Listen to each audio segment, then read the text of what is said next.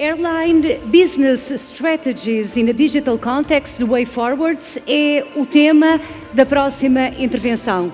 É nosso convidado Gavin Nichols, da GE Consulting. Welcome. Thank you. Thank you. Good afternoon. Airline strategies at 6:40. No, thank you very much. It's an honor to be here. I've been here, I think, 5 times. So thank you very much to the organizers. It's a great time for me to come. And I was asked to kind of give an overview of kind of what's going on within the aviation sector. You've heard a lot today about airport development, what's happening with the regulator, what's happening in relation to development of pilots, but what's really going on inside the airline industry. And I think we've seen some interesting numbers. You know, we've certainly gained back passengers significantly. So back in 2019, IATA said there was about 4.5 billion passengers. By the end of this year, we will have gone beyond. We will have reached around 4.7 billion. So you may say the recovery has gone well, and airlines have been able to, let's say, bounce back quickly. So do they need to change? Do they need to use transformation again? Because you may say they've already transformed in 2021, 2022. So we're now asking airlines to move another level. Well, this is a quote from the president of the Association of Aviation. The industry is underperforming. The average airline is taking away $5.50 per passenger. You can't even buy a Starbucks with the money that an airline is making from a passenger. So obviously the airlines do need to transform themselves again. The industry is suffering from this kind of dichotomy. There are passengers. There is a will for people to travel, but we as individuals are capped in what we will pay. But more importantly, the industry has been kind of in transition for so long that we've not yet been able to really make profitability. Now, if you think 3% net profit margin, that's the average. You may have Ryanair with around 10 and 11% profit margin, which then means if it's the average of 3, there's a lot of airlines that lose money. They actually lose money flying passengers. Why would you invest in a business that loses money? And so what we've got to start thinking about, how do we think again about transformation? And there are kind of 3 areas I'd like to think about. The first one is us, the passengers. How can an airline transform through digitalization to make our experience better, which predominantly means that maybe we'll travel more frequently? The second one is how do we optimize the efficiency of the industry? It's a very regulated industry, we know that. There are a lot of things that we need to do that actually create challenges for our airlines, but we need to understand how we overcome that. And how do we take the ability to make money out of people that might come with us on our journey? So let's look at them individually. So the first one says, how do we get better with customers? It's mobile, we know that. The industry, I think where airlines have been really interesting is that 10 years ago, there was a buzzword in the industry called transparency. Transparency said, let passengers see pricing. Pre-transparency, airlines, if you wanted to fly tomorrow, the airline would tell you how much it was. They wouldn't tell you how much it would be for the next day or for next week. They hid price from the consumer. They opened up through the internet the ability for passengers to look beyond tomorrow.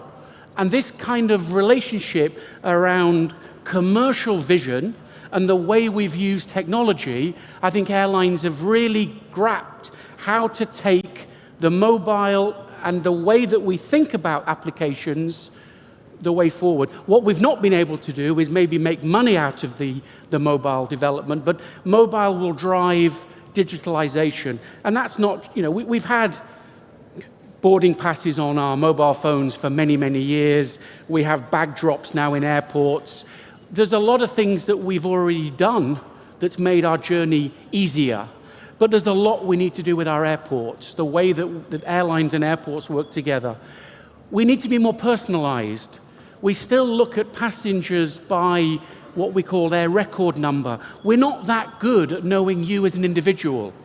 Some of you that may be in loyalty programs, if you're a silver card or a gold card customer, maybe we talk to you a little bit differently, but we don't talk to you any differently than a supermarket would, and probably the supermarket gives you more personalized correspondence than an airline. So I think there's a lot of transformation that we're not doing around the ability to personalize your experience. And obviously with AI and the ability to really understand individualism, how do we then take that and provide for you an exclusive journey where we help program that? And that would be where I'd say we would be assisted. The ability to move you through a journey. The one thing that an airport doesn't have is they don't know you're coming. They don't know that you're flying tomorrow. So the airport can't start the relationship with you because they don't know that you've yet arrived. The airline knows that you're flying tomorrow and they have your record. So the way that we then can use that information, work closer with the airports so that the passenger can have a more seamless experience, which helps to make it more commercial. And this final one within the passenger, it's a phenomenon that says to be agnostic in business is that we don't change. To buy an airline ticket, it's very difficult to buy an airline ticket. Where do you buy an airline ticket? You buy an airline ticket on your mobile phone, on the internet, or in a travel agent. I can't walk now to an ATM machine on the side of a bank and buy an airline ticket. I can't go into a supermarket and buy an airline ticket. Why not? Why can't we make our offer much more closer to where people might buy? We force people to go to certain channels, and that's not a good way in relation to digitalization. How can we get, because at the end of the day, we're selling 5 letters and numbers. I won't want to bore you, but airlines work with what we call PNR, Passenger Named Record. It's a mixture of a letter and a number, and it's 5. With that 5-letter and word number, I know who you are. And that's all I need. I don't need a piece of paper. The piece of paper is to tell you the Convention Act from 1944, your rights about flight. So we've not yet been able to shift the mindset. So get the customer more in tune with us. We need to think differently about how we run our businesses. And AI is going to make some super things with flight scheduling. If you know, flight scheduling is quite complex. There's a lot of concerns with the right equipment, flight times, slot management, etc. How can we be more sophisticated in the way we plan our schedule to optimize the block hour of an aircraft? That's something that we've got to work around. We can do better with maintenance. So rather than waiting for the checks to be made, we can have technologies that allow engineers to be responding to what the aircraft is doing and then being able to quickly make changes within the maintenance structure so that we can have our aircraft back up and running as fast as we can. The one thing at the moment that we have a major shortage of is aircraft. Post-COVID, a lot of airlines put their planes to the desert, but now they're trying to get those planes back out quickly, and it's taking a lot longer than we expected, and we've actually got not only a shortage, what we heard of pilots, we have a serious shortage of aircraft. Airbus and Boeing can't make the aircraft fast enough for the orders that are coming. So if we can get better at maintenance, we can actually get our planes flying quicker. And the ground operations, this is something that, again, airlines are starting to look at. How do we manage the gate experience? Where are our planes being placed within the airport? How do we coordinate that then with the passengers so that you know where we're based and try to speed up the process? The more we can get the passengers in and out of our aircraft quicker, the more we can get the block hours running faster. And for an airline, we work in block hours. How long can we fly? Average is around 7 hours, but some airlines will have an average of 11 hours of aircraft flying a day. The more we can fly, the more we can try and make that revenue generation. And the third one, how do you make more money? How do I use digitalization to make money? There is a buzzword in commercial aviation called NDC. It stands for New Distribution Capability. What it says is, how can an airline talk closer with us?